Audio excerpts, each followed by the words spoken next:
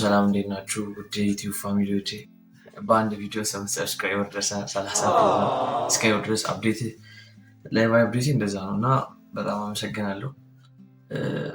እንደ መጀመሪያ አሪፍ ነው፣ በጣም ደስ ይላል እና ዛሬ ተምኔሉ ላይ እንዳያችሁት ስለ how to lose your fat እና ክሊር የሆነ አፕስ እንዴት እንደምትሰሩ እንዴት ጌን እንደምታደርጉ እና ሉዛችሁንም እንዴት ፋታችሁንም እንዴት ሉዝ እንደምታደርጉ ነው በዛሬ ቪዲዮ የምናወራው። ሰልችቷል አውቃለሁ፣ በየቀኑ ጂም ትሄዳለህ ግን ሰውነት ላይ ያለው ፋት ምንም ሉዝ አያደርግም፣ ጭራሽ እየጨመረ ነው የሚሄደው ምናምን ነገር እና ስብ አልጠፋ ብሏቸዋል ምናምን፣ ስብ እምቢ አልሄድ ሉዝ አልሆን ብሏቸዋል። ለምን እንደሆነ ታውቃላችሁ እንደዛ የሚሆነው? እስከ መጨረሻው ተከታተሉ። በዚህ ቪዲዮ እያንዳንዷን ስብ እንዴት ሉዝ እንደምታደርጉ ፋታችሁን እንዴት ክሊር የሆነ አፕስ ጌን እንደምታደርጉ አሳያችኋለሁ። እሺ የመጀመሪያው ትሬኒንግ ትራፕ ወይም ካሜራችን ትንሽ አዛውናለች። እሺ the first one ትሬኒንግ ትራፕ ወይም ክብደት የማንሳት ስህተት ነው።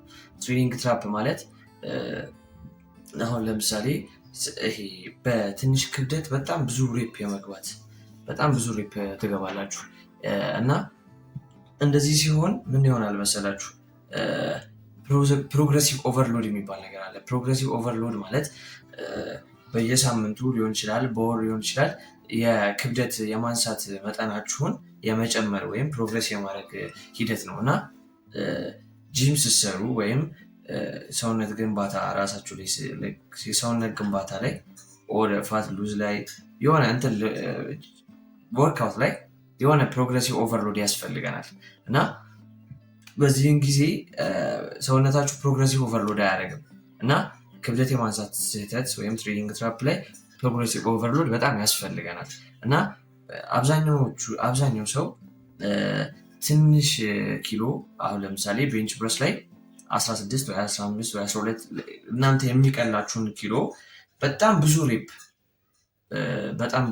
በመግባት ጡንቻችሁ ስባችሁን የምታጠፉ ይመስላችኋል፣ ግን እንደዛ አይደለም። ስባችሁ የሚጠፋው አሪፍ የሆነ ፈተን የሚያደርጋችሁን ከ8 እስከ 12 ሬፕ ከ6 እስከ 8 ወይ እስከ 12 ድረስ ችግር የለውም፣ ግን ከ6 እስከ 8 ቢሆን ይመከራል።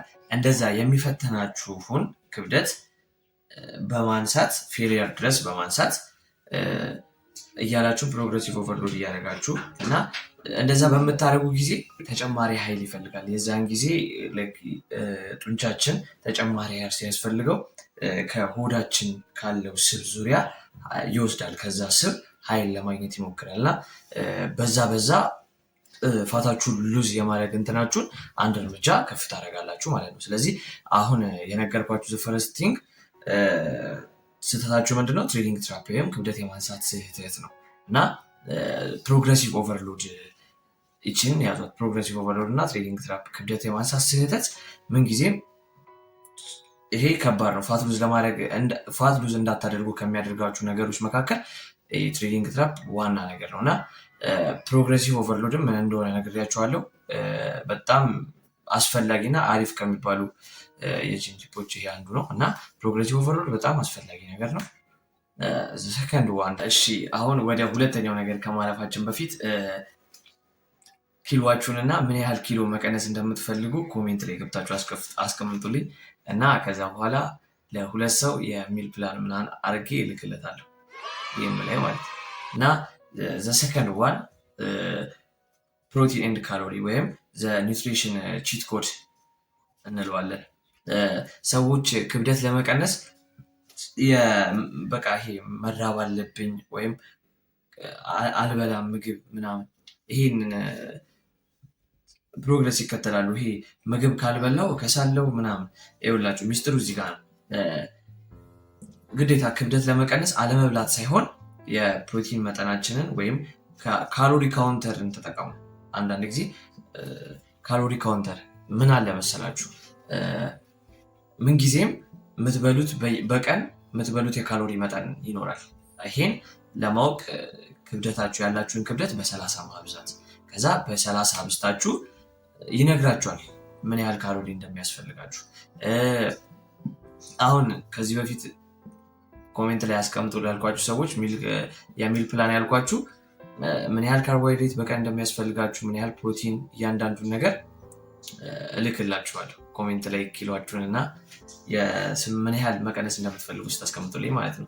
እና ላይብረሪዎቻችሁ ደግሞ ካሎሪ ካውንተርን በመጠቀም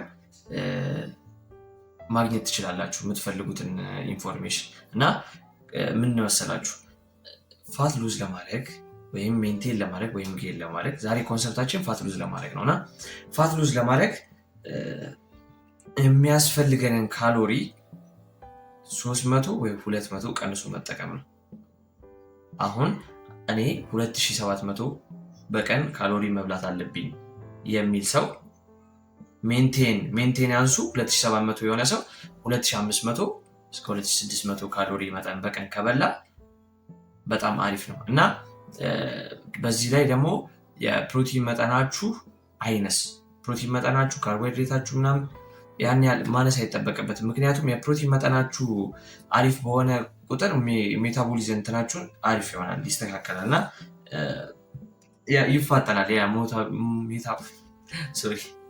ሜታቦሊዝም ያፋጥናል እና ካሎሪ መቀነስ ከ300 እስከ 200 በዛ ከተባለ እስከ 400 ካሎሪ መቀነስ ነው። የካሎሪ ካውንተርን መጠቀም ትችላላችሁ።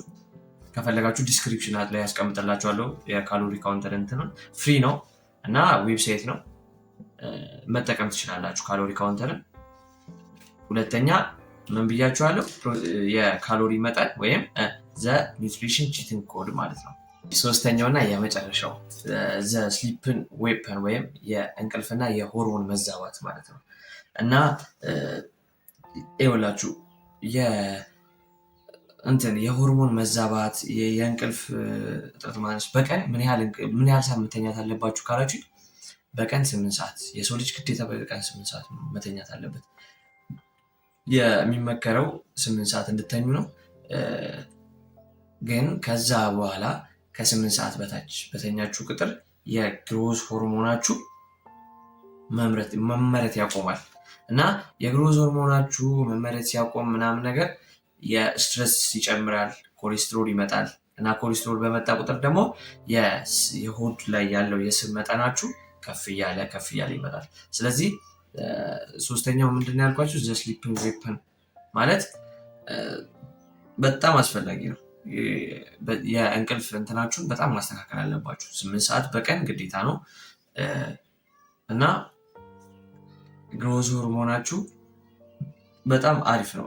ግሮዝ ሆርሞናችሁ እያደገ በመጣ ቁጥር የአእምሮ መነቃቃት የተለያዩ እንትኖች ይመጣል። ካልተኛችሁ ደግሞ ቲፕ ልስጣችሁ።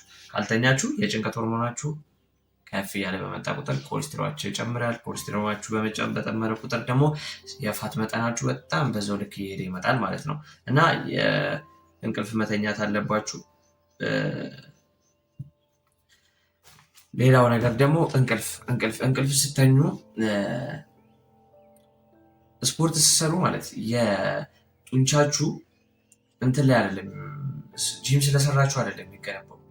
ጡንቻችሁ የሚገነባው ጂም ሰርታችሁ መታችሁ እንቅልፋችሁን በምተኙበት ጊዜ ነው። ምግባችሁን በልታችሁ እንቅልፋችሁን በምተኙበት ጊዜ ጌን እያደረገ ያ የተሰባበረው ምስል ራሱን እየተካ እየጠገነ ሞር አሪፍ እየሆነ ይመጣል። እና እንቅልፍ መተኛታችሁ የጡንቻ ግንባታ እንትናችሁን ያፋጥነዋል፣ አሪፍ ያደርገዋል። እና ሶስተኛው ቲፕ ይሄ ነው። እወዳችኋለሁ። ይሄ ቪዲዮ ከተመቻችሁ ከጠቀማችሁ ሰብስክራይብ አድርጉ። ቀጣይ ደግሞ እንድሰራላችሁ የምትፈልጉትን ቪዲዮ ኮሜንት ላይ አስቀምጡ እና ላይክ ሼር አድርጉ። ገና ጀማሪ ነኝ፣ ሰብስክራይብ አድርጉልኝ። እወዳችኋለሁ።